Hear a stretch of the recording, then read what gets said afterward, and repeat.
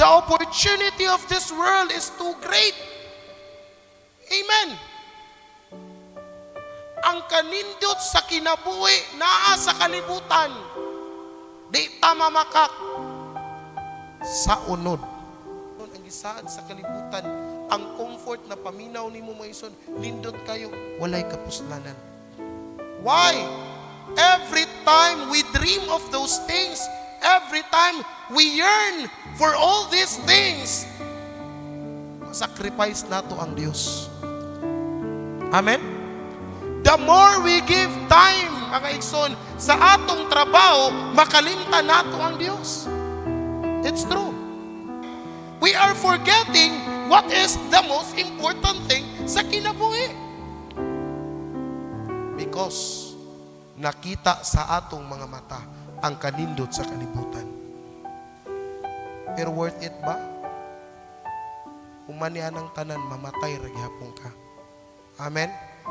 Kaya nga naman, miskin pag isa kasintavo sa imong 24 million, wala kay madala. Amen? Ayaw itugot mga igsoon, ang imong pangandoy mga igsoon. Ang imong nga nauna, maklaud mga igsoon sa mga pangandoy nimo. Sa magaw ang imong una-una kay taas kay kagtinguhan. I-clear ang imong una-una, pinagi sa pulong sa Diyos. You know why? Ano na anak? Because we are so prideful sa itong kinabuhi. Pride pushes a man, my son, to dream things, my son. Why? Asa nagsika ng pride? Sa iyang pagkasiya. Gusto ko kini. Gusto ko sa akong kinabuhi na ko'y legacy. Gusto ko sa akong kinabuhi ing-anik. Mo-retire ko nga di ko lisod. Gusto ko sa akong kinabuhi mailhan ko. Gusto ko sa akong kinabuhi tingalaon ko. Wa man na nimo gilitok mga igsoon. Every action speaks mga igsoon the kind of being nga naa ka. Ngayon ka, naningkamot lang mangkubran. Okay, naningkamot ka. Pero mas pindot maningkamot ka para makita ang imong humility na gihapon ka sa Dios.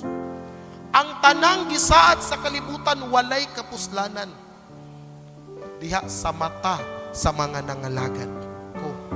Ang rason nga nung daghan tag pagsulay dilita, wala tag ipadala sa Dios para madato. Ipadala ta para sulayon sa kanunay. Dili para lang ta liyaga-iyagaan.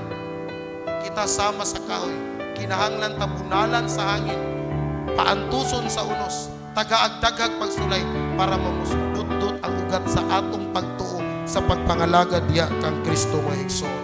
Hallelujah. Para mas mubaga ang atong pagtuo, mulig-on ang atong kumpiyansa diha kang Kristo.